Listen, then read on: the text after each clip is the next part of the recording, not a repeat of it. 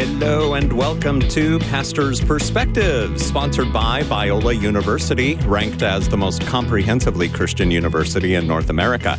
Brian Perez is my name, and we are here on this final day of July 2024 to do a program called Pastor's Perspective, where you call in, ask your questions, and a pastor will give his perspective on what it is you're calling about, whether it's a question about the Bible or the Christian faith or some other religion, or maybe you've got an issue with a friend who has invited you to, participate in something that you're like, how do I tell this person no? Or should I tell this person no? Or, whatever the case might be.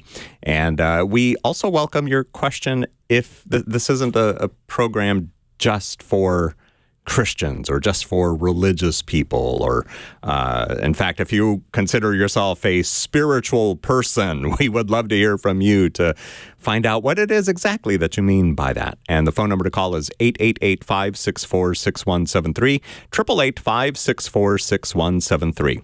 You can also send in your questions using Facebook Messenger. Look for the Pastor's Perspective page, or by filling out the form on our flagship radio station's website, kwave.com. That gets your question to us, but we have a cutoff on that, so we won't be able to see that question if you send it in right now. But if you call in between now and 4 p.m. Pacific time, we can try to answer you here on the radio. 888-564-6173 is the number to call. And answering your questions today, we've got Dr. Bobby Conway, the apologist, the pastor of Image Church in Charlotte, North Carolina. He does not appear to be in Charlotte, North Carolina today. What's that new background there, Bobby? Yeah, I'm at a conference that I'm doing with Frank Turk and several apologists here in Charlotte. So I'm down at a hotel and sitting in the room and then heading out to go meet with everybody right after the show. Very cool. And here in the studio with me is Pastor Bill Welsh of Refuge Calvary Chapel in Huntington Beach, California. How are you doing, Bill? I'm doing well. I'm surprised to be here, and we got a last minute call. And, it was flew down the freeway. Yes, I did fly too. And, literally fly with your wings. And, yeah. I'm glad. Glad you made it. I'm glad there's less policing going on the freeways these days. Or so it seems. It looks like Bobby's in Europe or something. That background out the window looked like a courtyard in a French hotel or something. I know, right? Yeah. Yeah, maybe I'm trying to figure out the lighting situation. Maybe I could, I don't know, would that be better if I'm over there? Oh, that looks cool. Yeah. I do like that. But we may not be able to see you. I don't know how you would look. Well, we can. Let's see. This is live radio. We're doing this all on the fly. That's right. Fly by the seat of your pants radio. That's what we're doing here. 888-564-6173 is the number to call. And as we await your phone calls, we will do at least some of these questions that were sent in online. Here is one from Linda in Atlanta, Georgia. And Linda writes, do you think God cares about American politics? My good friend insists that God chose Donald Trump because of the modern day prophets that she listens to all the time. But Jesus said his kingdom is not of this world. So does God care about American politics? Bobby Conway, what say you? I would say, well, of course he cares about politics because he cares about politicians and he cares about the decisions that they make that will influence the culture that they are leading. And so every single culture is going to have political leaders.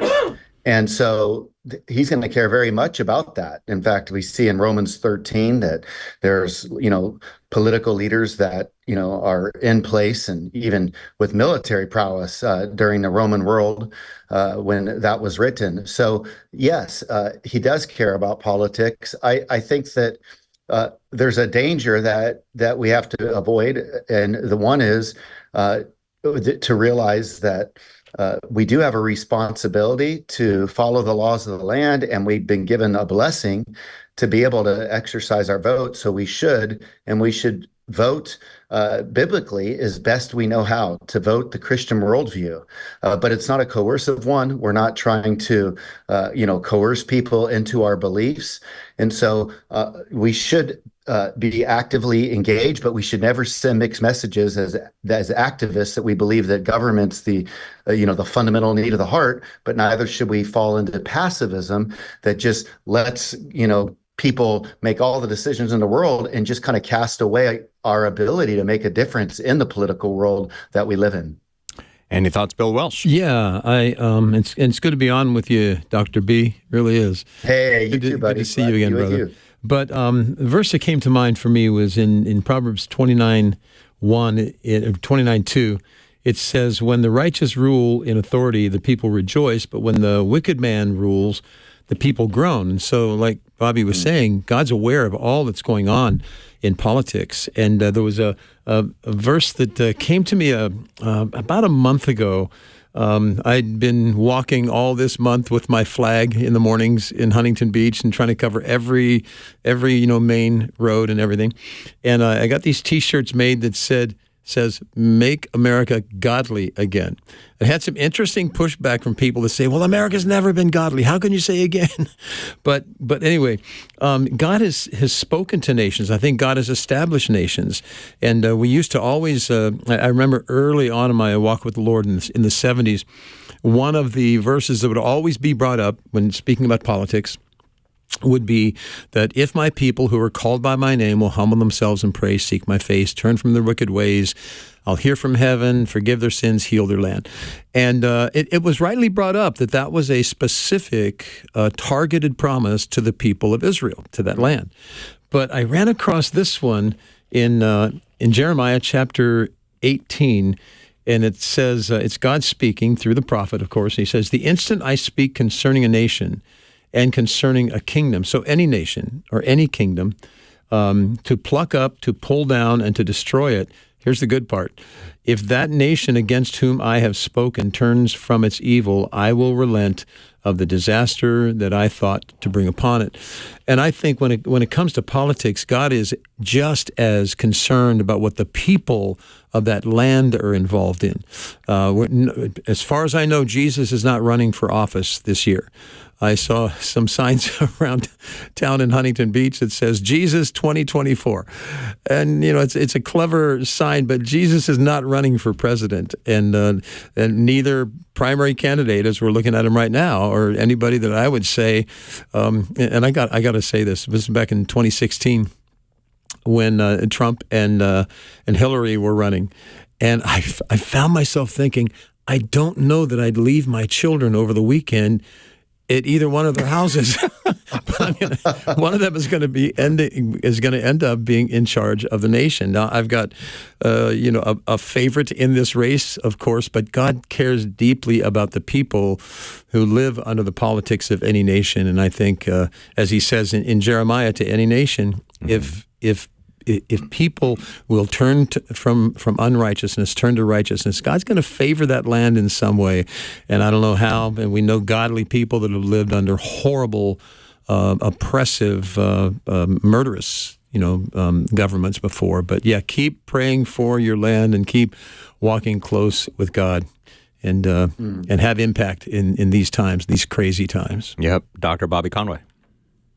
Yeah, so, one of the things that I want us to be careful of, as pastors at large that, lead churches, when I was in seminary, it was kind of like, hey, stay out of the political, arena. And, by and large, I would just say, let's vote on the issues. I wouldn't get into like parties and stuff. And I've relatively stay that way.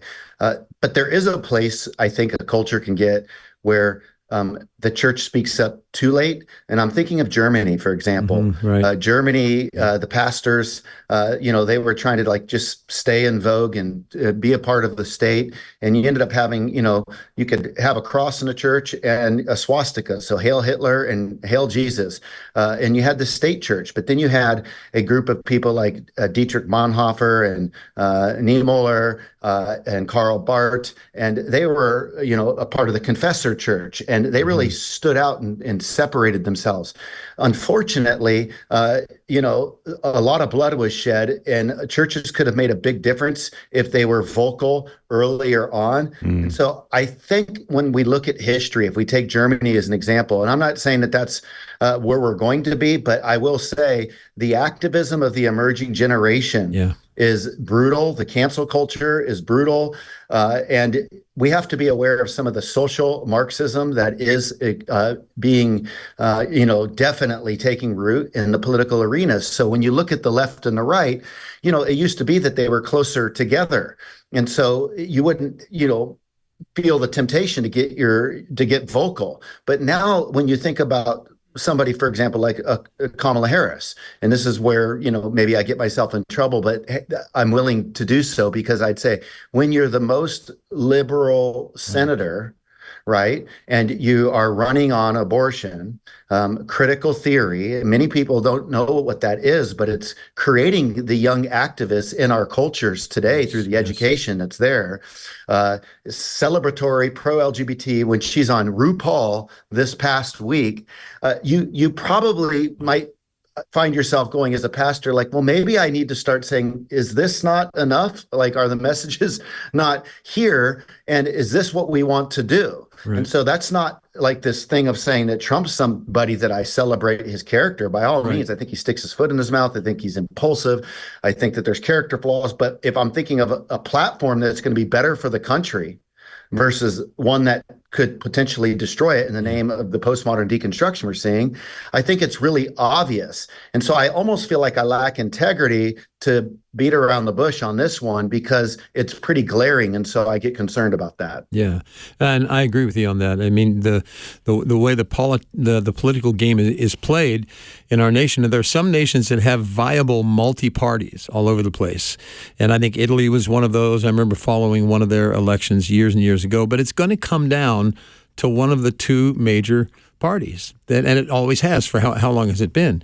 And so I'm with you on that, Bobby. That I look at the choices, and even though I'm not asking, President Trump or Kamala Harris to babysit my kids, I'm looking for someone who has an idea of which way to take a nation back to some kind of a common sense approach to some of the nonsense that has taken place over the last, and not just 4 years. We've watched the drift for a long time. We were talking about this on our live program yesterday, that on that phrase, Bobby, that I put on the T-shirt that says "Make America Godly Again," and the pushback I got on that. Well, I remember I'm 70, almost 72 years old, and I remember a time when there was censorship on radio and television, and when certain words just were not spoken. And I grew up in just outside of a small town outside of Cincinnati. And on Sundays and Wednesday evenings, the stores were shut down. And you better get your shopping done, and the other days you're going to be short, and the language and the dress and all that. We do live in a more godless time than ever when you look at the culture around us. So, don't play the emotional game when you step into the booth. I would caution people, and I might line up with a particular Christian party, and there are more than a couple of Christian parties, and I might line up with them theologically and even on their plan for the nation, but I don't want to throw away a vote for an emotional buzz for myself. It's going to come down to one of these two. It looks like at this point. Bobby. Yeah, I mean, I think unfortunately, with the two candidates that are on offer, like what's going to happen is, if Trump wins, the left is certainly not going to be happy. And if Kamala wins, the right's not going to be happy. And that's where you wish that there was somebody that could pull our nation together better right now. Somebody that did have, good character, was, had integrity, had principles that he wanted to run on. And there used to be a time where politicians, they would pride themselves on being a family man or telling the truth. Those are virtues that we've gotten away from today. Now it's kind of like we just celebrate absolute inclusivity, not even realizing what those statements even mean, because a lot of our politicians are not thinking like ethicists, and they don't think ethically about the culture. They're thinking about winning a vote. They think economically, and we need leaders that can be raise up and be trustworthy and be amicable on both sides. I think that would be very good for our culture. But unfortunately, that's not going to be what's going to happen. So either way, I think one party is going to get the candidate that they want, while the other is going to be frustrated, and that's going to keep us in a lot more division. Right. And so I think we need to be praying about that. And I would say to those that are out there that you're Christians, but you have strong opinions about politics, I would say, biblically speaking, understand what the issues are, then what does the Bible say about those particular issues, and in which candidate is going to run on, best holding to those issues that we think about from the closest way biblically. Right. Now, that's not to say that so in other words, sometimes it's just the lesser of two evils, but you want the lesser of two evils, right? Don't go get the more of two evils. But I think a lot of Christians get real passionate because they're on social media, but they don't read their Bible, and they don't know how to give a defense. And so they're speaking about issues and on inclusivity and critical theory and all this stuff. And it's like they don't realize how absolutely antithetical their worldview is to the Bible, because they're shaped more by culture than the scripture. Yeah. And so that's where I think as pastors, I want to maybe do a series leading up to the election called The Issues We Faced, and then take a week on, abortion. What can we learn from the Bible? Take a week on sexuality, take a week on environment, and then not even mention the candidates, but just say, okay, we just went through the series. Now, this should inform you. And if you walk into a voting booth and just cast a vote for somebody that absolutely denies all these things clearly, then that's a problem of you living consistent as a Christian. Yeah, good point. And don't forget, I want to say to everybody, don't forget those local elections and those local issues from the state down to the county and the cities. And that's the area that's a little bit more intensive on studying to prepare for that moment in the voting booth, and make sure that you know the impact of all those different measures that are going to be for you on that great, big, intimidating ballot. Yep, for sure. Lots of other conversations we want to have in the next 45 minutes or so. 888-564-6173. That being said, I do have a question for both of you.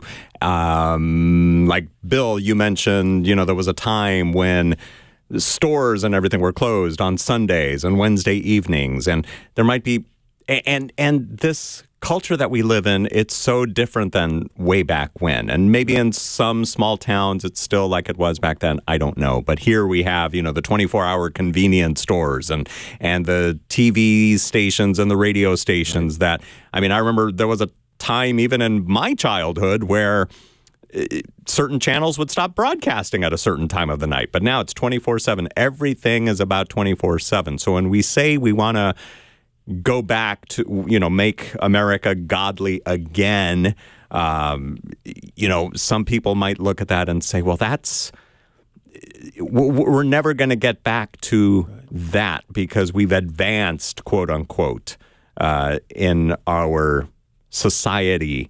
And that can almost be looked at as, see, you guys just want to take us back to the Stone Ages. We're not going to have cell phones anymore. Or, you guys want to take all that away from us if we go back in time. So how would you address something like that? What would you tell people? What is it that we're trying to say? We're not trying to say we want to go back to where every store is like Chick-fil-A and closed on Sundays. In one way, that'd be great, but that's probably not going to happen. Right. So what are we trying to say? When we moved to Australia in 1991, one of the big issues that was before the people of Victoria, which is the the state that Melbourne is in, is whether or not to stop Sunday trading, which was Sunday shopping. And I thought that had long been gone. And that's when Australia was kind of defined as a pagan nation. It wasn't that they were all nasty people sacrificing babies, but on the religious numbers, there was less than 5 people that considered themselves 5%. Of the people. Say, wow. And it was your family. It's our family when we moved there. But less than 5% of the population considered themselves religious. Wow. Or God-fearing people. But even they wanted to go back to something, or at least it was on the... Yeah, they wanted to shut down the stores. And they would, out in WA, in West Australia, the gas stations they were on a rotation on who would stay open on Sundays. But what I'm talking about, Ryan, with... and my desire, my prayer is a restoration to godliness. Again, it starts at the grassroots level with individuals, but the idea that are we really in a place where public school systems are continuing? They're probably scheduling right now the next drag queen show before the children in a Sunday school, in a kindergarten or first grade. And can we dial back from that? And I know that might go deeper and deeper into political issues and election issues, or voting for different measures. But I think I guess what we're praying for is revival in the church that brings a more livable culture and a safer culture for the people, safer morally and less flaunting of what I would call sinful behavior throughout Scripture. Yeah, Bobby. Yeah, I think your question's good, Brian. I could understand people could think that for sure. Maybe just a revival coming to our land, and what the difference that could make. I think that as pastors and church leaders, we need to establish the why behind morality. Because there was a time when the culture shared kind of the ethical beliefs of the church, but they've since slid away from that. And so rest assured, even just because the culture, legalizes something doesn't mean it's moral from God's perspective. And people are feeling like, oh, well, the government's made something legal, so it's okay. But they're going to experience the consequences of those decisions. And so you think about the mental health crisis in our culture today. Mm-hmm. I think that there is a connection to that. Well, there's many connections, but one connection I think is we're abandoning morals, virtue, ethics, because those are looked at as outdated, old school. We've grown beyond those. We don't need those. Those put us in a straitjacket. So we need to establish the why behind morality to show that there's a good to being good. There's virtue in living virtuous, and it's God trying to help us to be protected. So we all need boundaries. If you throw away, freedom without boundaries leads to addiction and enslavement. And so we need a certain kind of freedom, right? And so freedom is not doing whatever we want to do. It's having the power and strength to do what we ought to do. Yeah. And so when we live that way and we understand that, when I tell the truth, when I'm faithful in my marriage, these are things that will protect my life from consequences. And so we need to invite people into the good by explaining the why and the benefits that will come in their life, because they can't assume that anymore. And we have to kind of recognize their presuppositions when we're talking, so if you take sex, for example, and go, hey, what's going to happen to you if you just cave into all of your sexual fantasies? Yeah. Well, you're going to become impulsive. You're not going to have self-control. You're going to have shame. You're going to break people's hearts. You're not going to be trustworthy. Yeah. You're going to be a slave of your own addictions and habits. You're always going to need more. It's going to get more depraved and more decadent. And so is that what you really want to do with your life? And so what ends up happening is, because our culture's bought into this, now what's happening is, let's just lose the category of marriage altogether because we can't stay faithful to each other. So now let's open it up for polyamory, and let's just have multiple love relationships. And that makes perfect sense in a culture that's fully given themselves into their hedonistic sexual desires. And so if you can say, well, how would you like to have self-control? How would you like to be trustworthy? How would you not like to be bogged down with guilt. By the way, what if we follow God's ways? Did you know there would have never been such a thing as an STD? Yeah. Like, I mean, the reason we have this stuff is because we're getting away from His way, and He's trying to protect us. And so those discussions that almost goes a couple. And those discussions almost become like a pre-evangelism discussion as you open up those areas where we watch culture implode around us. That's a great point. Yeah. Yeah. Cool. 888-564-6173. Wait, one more question that I must ask. Only because Linda asked it in her initial question. That was a part here that she said that her friend insists that God chose Trump because modern day prophets she listens to said that. So let's talk about these modern day prophets. Don't have to talk about Trump necessarily in this case, but what is it with these modern day prophets and the predictions and everything that they make? And, we've seen some of them that were wrong, and I didn't see them getting out there being stoned or anything. And I'm not saying they should have been. I'm just saying that what are we to make when somebody comes around and talks about prophecies and all these different things? Or apologizing for the prophecies that didn't come about. Mm-hmm. Yeah. Bobby, what would you say? I would encourage people to go and subscribe to our friend in the apologetic world, Mike Winger's YouTube channel and podcast. And Mike's doing a great job. God is using him literally to expose Benny Hinn and like bring down his ministry in a way that I think is crucial. And he just did a 2-hour response video to the guy that, had the prophecy going around and just exposed this guy. He has had so many false prophecies.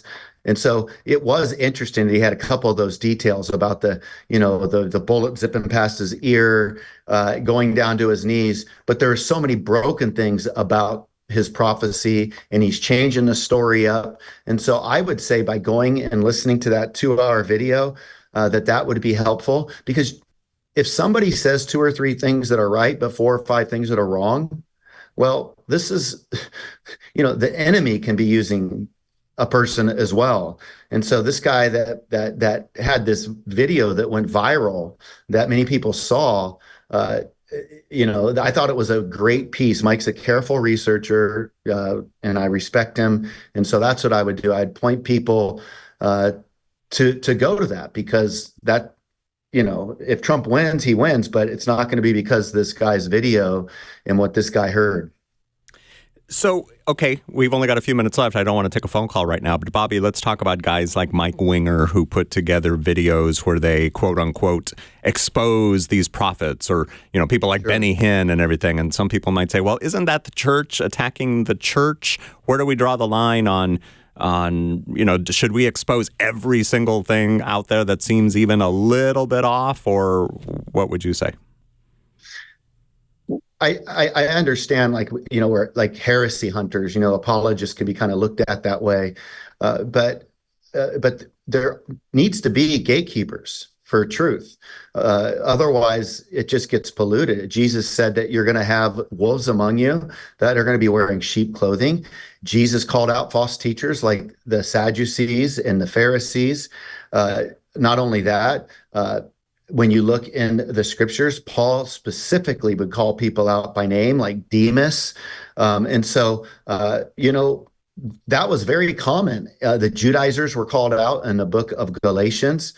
Why was Paul doing that kind of stuff? Well, it wasn't because he was trying to just, call people out for the sake of calling people out. He was a gatekeeper. He was trying to protect people from being influenced. And so can you imagine if everybody just said, you know what, we don't need to call out people and we don't need to call out false beliefs? Well, then guess what? New believers are certainly not going to recognize false beliefs when it's coming their way. And so we have to help people. And so it makes sense, in order to help people to understand what truth is, to point out where there's error. And I put myself in that category. Like, you know what, if I say something that's unbiblical or off, I'm accountable in that way. The Bible says in James 3, those of us who teach are more accountable. So I do think we have to be cautious and make sure that we protect the faith. Apologetics, you can find some form of it in every single book of the New Testament. Contending for the faith, Jude 3. I mean, you just see it everywhere. It's almost shocking to me. And the person who says that apologetics isn't important has just revealed how little evangelism he or she is doing. Because the moment you start doing some evangelism, you start getting asked questions, and this is when the apologetic task begins. Good conversation today on the first half of Pastor's Perspective. And first half means there's a second half, and it's going to come up in just a few minutes. We are going to take a quick break, and then we'll be back with more of your questions. Bobby Conway and Bill Welsh are here to answer them at 888-564-6173. Got a couple of lines ready to be filled, but most of them are full already. Grab one of those open lines, 888-564-6173, 888-564-6173.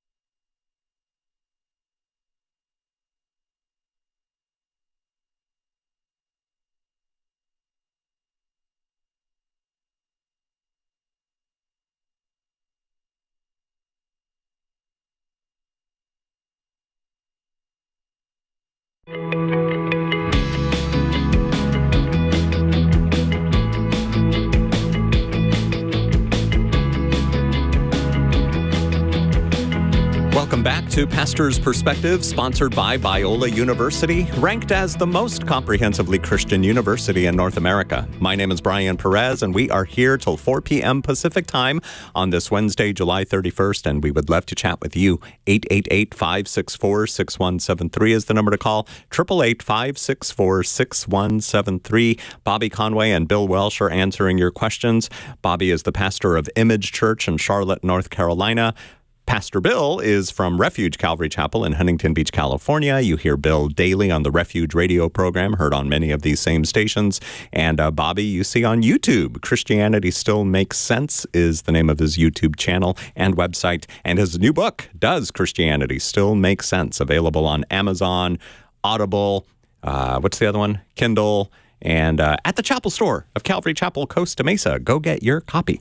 888-564-6173 is our number.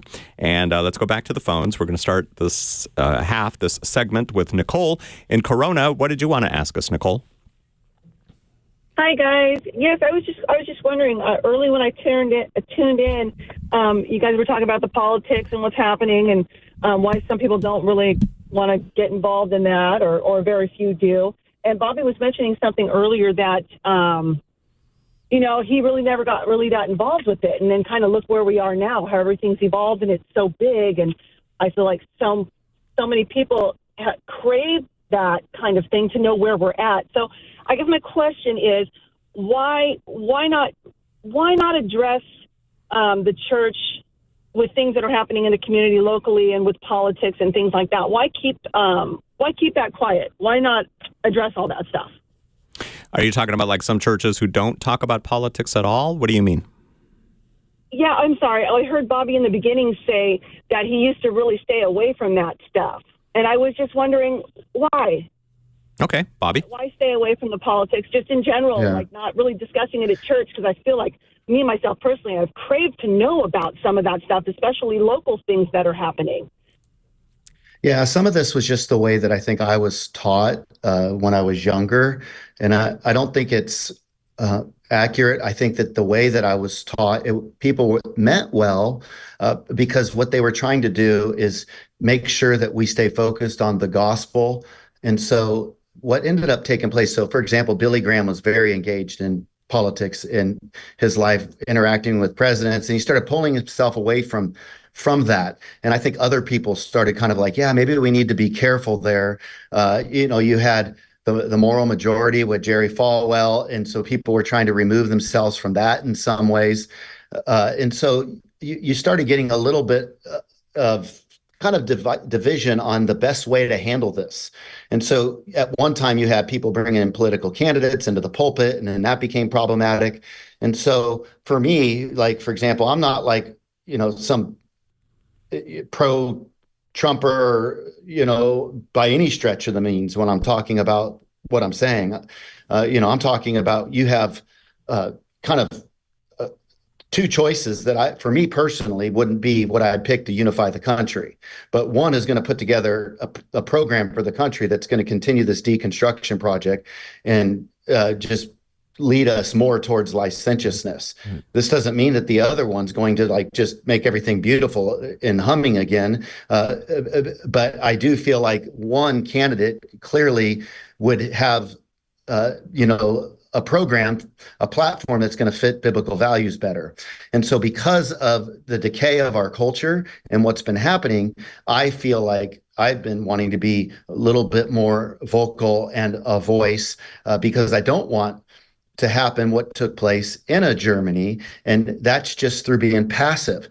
Not only that, I mean, this is something that, as churches, we shouldn't be sitting around saying, go vote for this particular candidate, but we should be teaching people how to think biblically, how to vote, how to enter the voting booth, what the Bible would say about, thinking about the issues that are on the board, because that's part of discipleship. And if the church just says, you know what, we're going to just check out on this altogether, well, then what we want to give as Christians is a biblical worldview of everything, a biblical worldview of understanding entertainment, a biblical worldview of understanding politics, a biblical worldview of medicine, a biblical worldview of music.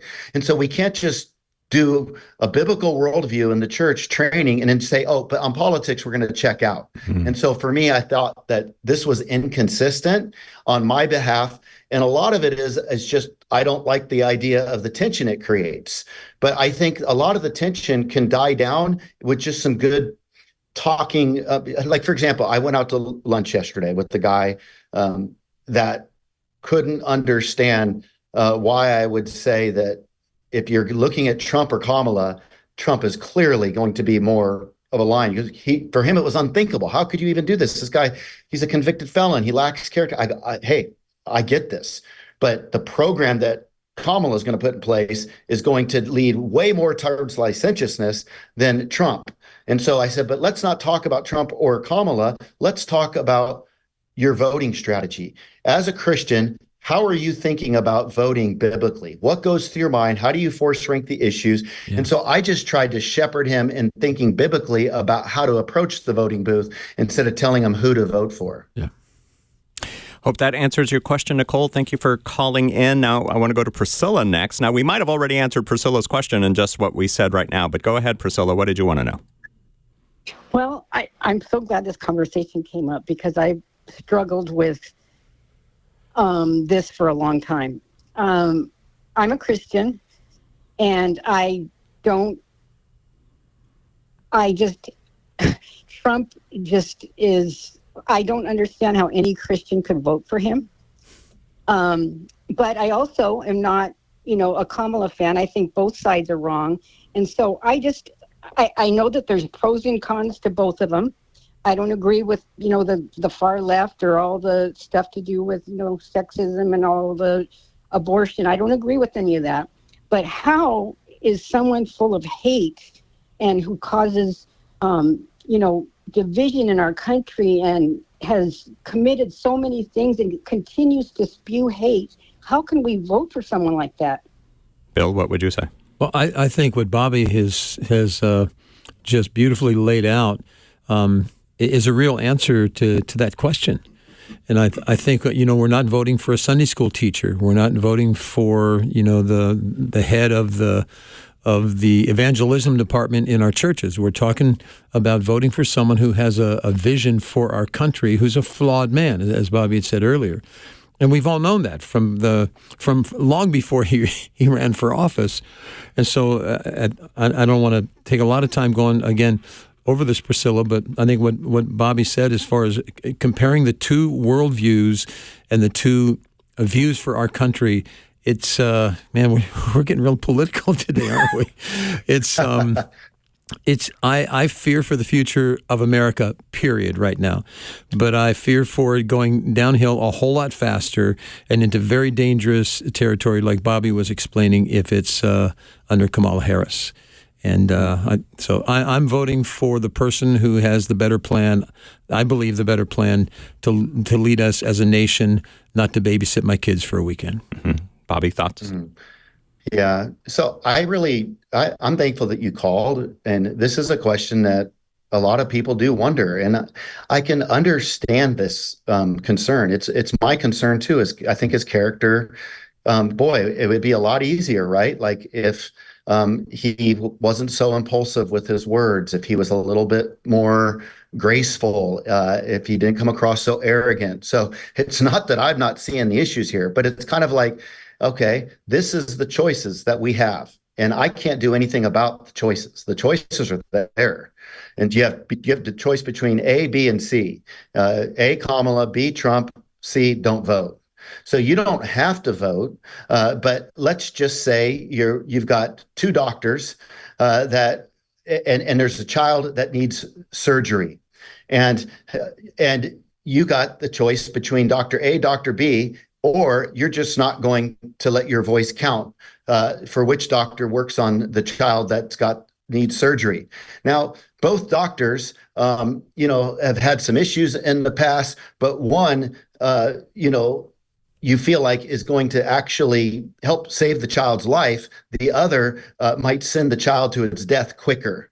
And so you say, I'm just not going to vote. Well, I'm not happy about either surgeon, but I'm going to vote for the surgeon that's going to help save the life of the child the best. And so when I think of a Kamala, well, she's not thinking about saving lives. She's running on a campaign that's going to take lives. I mean, all the way up to full term, for crying out loud. I mean, aborting children, keeping borders, that have been open, and just infiltration without a process. Like, I'm all for immigration coming in here. I mean, that's wonderful, but there should be a process. We shouldn't have potential terrorists coming in without being checked.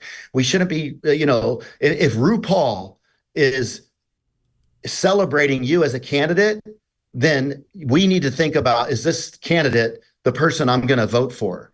Okay, so you've got somebody who's going to be totally celebratory of the LGBTQ agenda.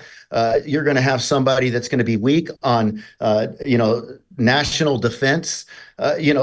People talk about, Trump, like, you know what? There is peace through strength. People aren't going to mess with America as much when you've got a strong leader. And there's nothing wrong with strength. The problem is the arrogance that comes with it. I wish that wasn't there. So if anybody hears me saying, like, I'm all excited about Trump, no, I think it's an unfortunate situation. I think we're going to be more divided as a country the next 4 years, regardless of who wins. It's just going to be back and forth. We need somebody eventually that can unify this country, somebody that can pull us together. But these are the choices we got. And I think if I'm going to check out, well, the child's going to die. Our country is falling apart, and she is influenced by social Marxism, and we need to realize this. This is the most liberal senator in the Senate. And so for us as a Christian to just walk into a booth and cast a vote, I would turn it back and say, I don't get that. I absolutely don't get how we do that. Yeah, and I'm not applauding Trump's personal life, obviously. I'm just endorsing his plan for America. Mm-hmm. All right, Priscilla, thanks for calling in today on Pastor's Perspective. Gervais in Ocean Beach, what did you want to ask Bobby?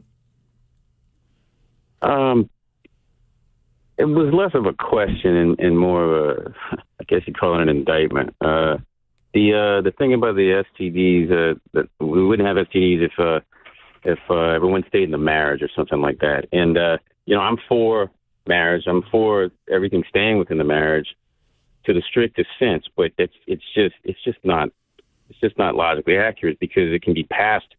STDs can be passed from mother to child, and it had to have originated from somewheres. Well, isn't that what Bobby's point was? Bobby, do you want to answer that? Yeah, that's exactly what my point is. If we would have followed God's sexual ethic from the beginning, and none of us have, myself included, I'm just saying that there wouldn't have been an STD to pass on from mother to child. Because if we would have been, if we would have recognized God's virtues in sexuality, the reason STDs came on, they're sexually transmitted diseases, and they came through multiple partners. And if we followed the way that God had, that's what I mean by that. I'm not saying that that's realistic. Unfortunately, it's not. But it's just, the point is to show how God's ways are to protect us from consequences. Now, do you understand, Gervais, what he was trying to say? No, that's completely incorrect. It all comes from the fall of man. Yeah, that's what I'm saying. That's what Bobby was saying, Gervais. Yeah, I don't know how you're missing that. All of man did not have anything to do with sex outside of marriage.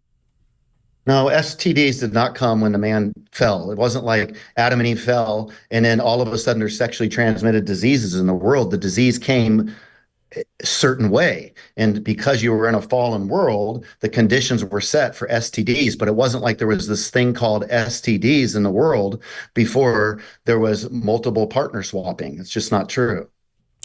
Thank you for calling us today here on Pastor's Perspective. Now let's talk to Tara in Rancho Cucamonga, California. Tara, thanks for calling in today. Hello, Bobby, Bill, and Brian. Hello. Hello. Hello. Thank you for taking my question. Yeah. You want to go out and evangelize the world? Yes, please do. We need it. But what did you want to ask? So I have a question regarding, I'm actually involved in a group that I've been sober since January. No alcohol. I just believe Wonderful. that God's calling us back to holiness, and it's part of my witness, And there's a couple individuals that attend this group. It's through the church. It's an addictions group, and they're very charismatic. They're very sensational. They're all about feelings, very emotional, and they take up a lot of time at the group. And other people that are new believers or maybe just a little more introverted, they don't get to share. And I just don't know how to address them in a loving way. That God is a God of order. That we need to allow others to share, allow others to participate, without seeming like I'm, that I'm bringing division. I definitely don't want them to feel that, but I see a lot of error. Bobby was talking about error, in people's lives, and I know that the church that they're involved in, they believe in things that I don't believe in. I grew up in Calvary Chapel, but I just don't know how to approach them. And I really feel led to approach them because the leaders of this group, they don't see the danger. They don't see how it's scaring away all the new people. It's scaring away there's a lot of people that go to AA, and now they're going to this group, and they're hearing about Christ for the first time, and they're genuinely interested, but they can't get a word in. Right. Now, so how do you deal with these people, Bobby? What would you say that don't seem to have godly boundaries, that don't know what it means to do things decently and in order? They just want to take up the entire conversation, not give time for anybody else. What do you suggest, Bobby?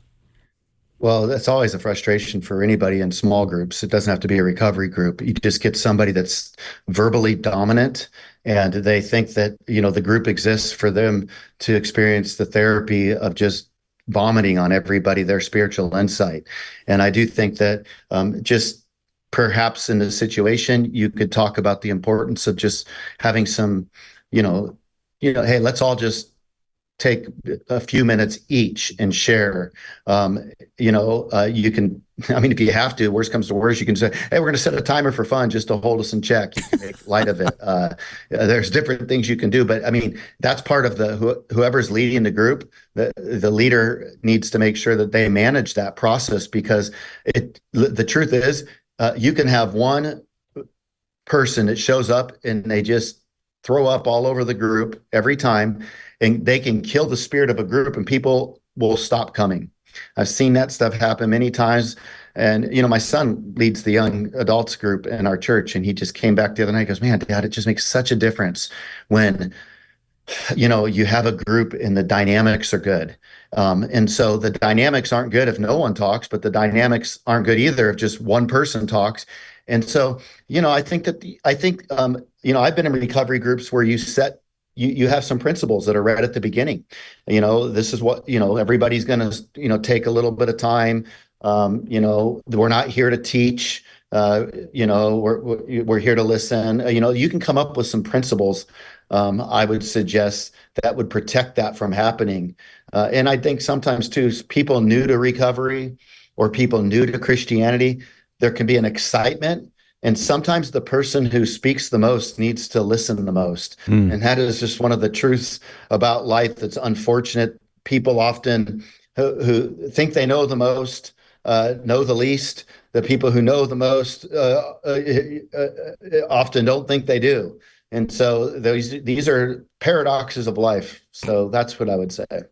How do you handle, Bobby, and maybe this is a good question for Dawson too, if he was there, how do you handle an emotionally draining person or day? At the end of the day, you're just like, what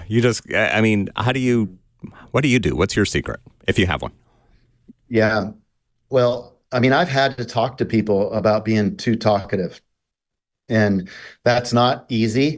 But I do think in shepherding, and I've tried to teach this to my son as he leads the group, I'll say, you're a group leader, you have a responsibility to pull away. And, basically your goal is to create a strong group that's thriving.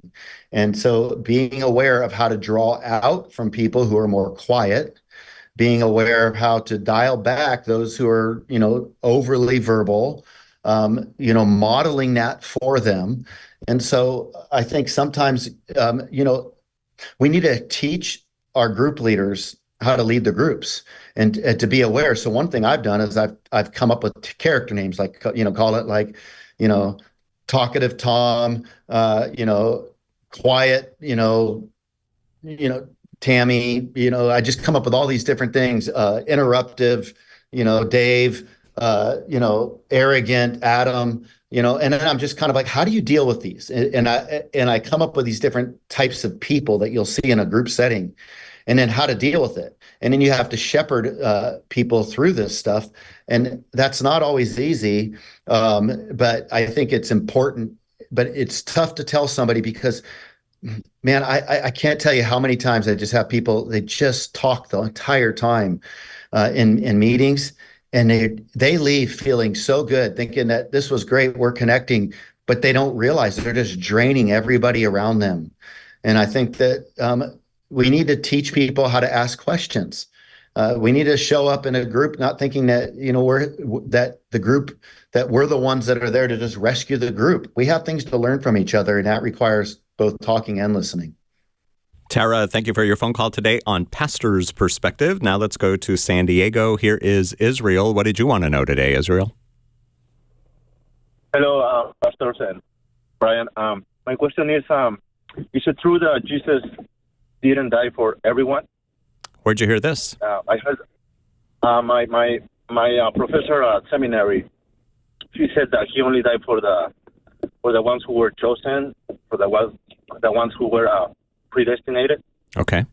Bobby, what say you? So your professor's a Calvinist, and he could either be a 4-point, or a 5-point Calvinist or a hyper Calvinist.